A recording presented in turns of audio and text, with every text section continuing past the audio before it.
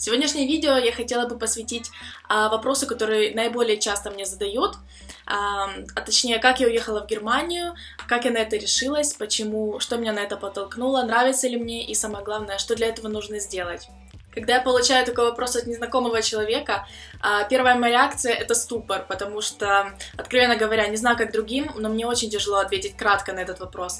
Поэтому я решила сделать видео, и, может, вам будет легче меня понять. В общем, начну с того, что я из Украины.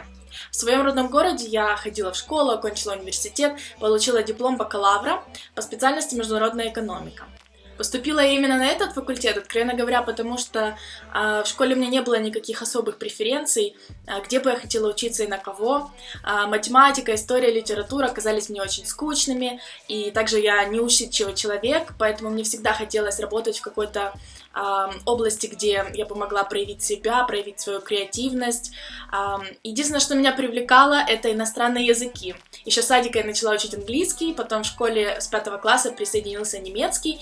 Так что после окончания школы я была 100% уверена, что моя будущая специальность должна быть связана с иностранными языками. Но на переводчика родители мне посоветовали не поступать, посоветовали мне выбрать какую-то специальность более четкого направления и где бы пригодились мои знания иностранных языков. Таким образом, я оказалась на факультете международной экономики, где преподавание в большинстве было на английском языке, и плюс еще было бешеное количество часов бизнес-английского. Во втором семестре у нас появился немецкий язык, и наша преподавательница посоветовала мне и моим одногруппникам поучаствовать в пробном проекте сотрудничества между нашим университетом и языковой школой в Германии. Таким образом, в 2010 году мы с моими друзьями провели незабываемые 3 недели в городе Кассель и изучали немецкий язык в школе ИФС.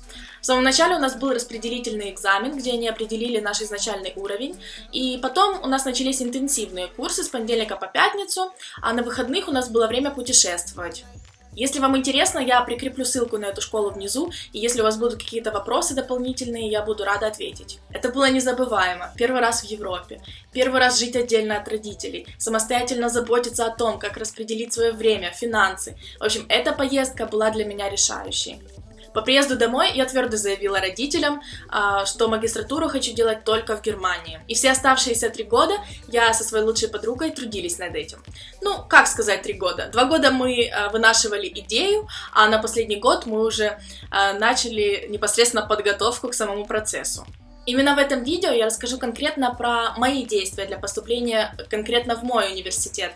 Но если вы хотите узнать про общий процесс поступления в немецкий уни, если хотите узнать, как выбрать для себя подходящий университет и вообще какая система образования в Германии, пишите комментарии, возможно, я сделаю отдельное видео по этой теме. Расскажу вкратце про немецкую систему образования. Она в большей степени отличается своим многообразием типов вузов. Всего в Германии 250 вузов, из них 103 университета и 176 вузов прикладных наук. Получение первого высшего образования в немецком университете до недавнего времени было для всех бесплатно, как для немцев, так и для иностранцев. Но с 2007 года учащиеся некоторых вузов обязаны платить около 500 евро в семестр плюс обычный взнос, обычный студенческий взнос. Университеты прикладных наук, они бесплатные, но просто хочется отметить, что совершенно бесплатно не бывает. То есть вы платите в семестр приблизительно 150-160 евро. В моем личном университете это 95 евро, в который входит проездной билет, пользование библиотеками и также некоторые другие facilities. Я лично учусь в Fachhochschule Schmalkalden. Это профессиональная высшая школа. Находится она в городе Шмалькальден, в земле Тюрингия. И город довольно-таки очень маленький, студенческий, но очень красивый и очень дешевый. Факультет у меня International Business and Economics. Учеба длится 3 семестра, и 1 семестр дается для написания магистерской работы. Обучение у меня на английском, и в далеком 2012-м приоритетом в выборе уни у меня было обязательно, чтобы мастер был на английском языке, потому что для уровня немецкого, который у меня был на тот момент, мне казалось, я очень боялась, что этого будет недостаточно для основного вступительного языкового экзамена. Критерием допуска на конкретно мою специальность были отличные результаты бакалавра в бизнесе, менеджменте, экономике или связанной с этим специальностью. Также на сайте было написано, что студент должен входить в 25% лучших студентов своей бакалаврской программы, так что даже попросили прислать соответствующий сертификат, но у меня в моем украинском университете такая статистика не велась, поэтому нам пришлось хорошенько потрудиться, чтобы достать эту бумажку в деканате. Также для неносителя английского языка нужно было приложить сертификат об успешной сдаче языкового экзамена TOEFL или IELTS. TOEFL был минимум 79 пунктов, а IELTS оценка 6,5. Семестр у меня начался в октябре 2013 года, и чтобы начать учиться в октябре, дедлайн на подачу документов был до 15 июня. Для этого в октябре 2012, за год раньше до отъезда, мы с подружкой пошли на специальные курсы для подготовки к экзамену IELTS. Может, кто не в курсе, для успешной сдачи данного типа тестов просто хорошо знать английский недостаточно. Не рекомендуется идти писать такого типа тест без соответствующей подготовки, потому что, как мне кажется, вы потратите и время, и деньги. Кстати, да, это тест платный, я не имею понятия, сколько он стоит уже сейчас, но можете прогуглить, это легко доступно. В феврале мы сдали этот тест в Киеве и отправили документы в университет. Отправлять нужно оригиналы обычной почтой, помимо электронного варианта. Поэтому учитывайте скорость доставки и не затягивайте до последнего. Когда мы уже получили подтверждение с нашего уни, что нас приняли, настал новый этап, который был не легче первого, а даже более сложный и ответственный. Для иностранных студентов, которые хотят поступить в немецкий университет, нужно заранее открыть банковский счет в Deutsche Bank. На него нужно заранее перевести определенную сумму денег, которая будет заблокирована на целый год, то есть на протяжении года. Каждый месяц вы не сможете снимать больше, чем определенная сумма с вашего счета. После того, как вы оформите данный счет, переведете деньги, нужно запросить справку, сколько у вас денег лежит на счету, и эту справку отправить в университет. Потом она вам также пригодится еще для посольства. Изначально эта блокированная сумма просто пугает, она просто шокирует.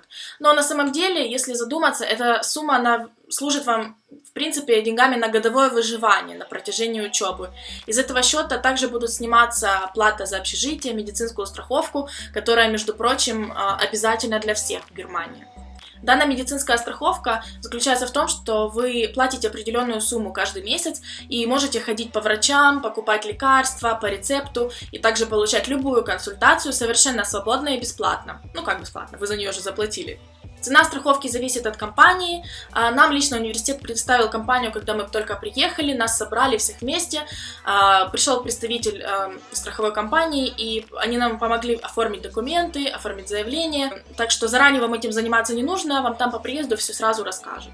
Возвращаясь к теме про блокированный счет, он нужен, как я сказала, не только для уни, но еще и для посольства Германии в вашей стране. Точнее говоря, в первую очередь для посольства, так как без этого блокированного счета и денег на нем вам просто не откроют визу. По поводу детального процесса подготовки визовых документов я не планировала рассказывать в этом видео, так как посольство каждой страны имеет свои нормы, свой личный перечень документов для подачи. Просто переходите на сайт посольства, выбираете необходимый тип визы, который вас интересует, и переходите в раздел памяток и смотрите просто список необходимых документов. Зачастую там очень все подробно написано, с описаниями. В крайнем случае вы можете позвонить в посольство и лично спросить, они тоже люди, я это тоже делала, поэтому, чтобы вам было спокойнее, вы можете позвонить и перестраховаться.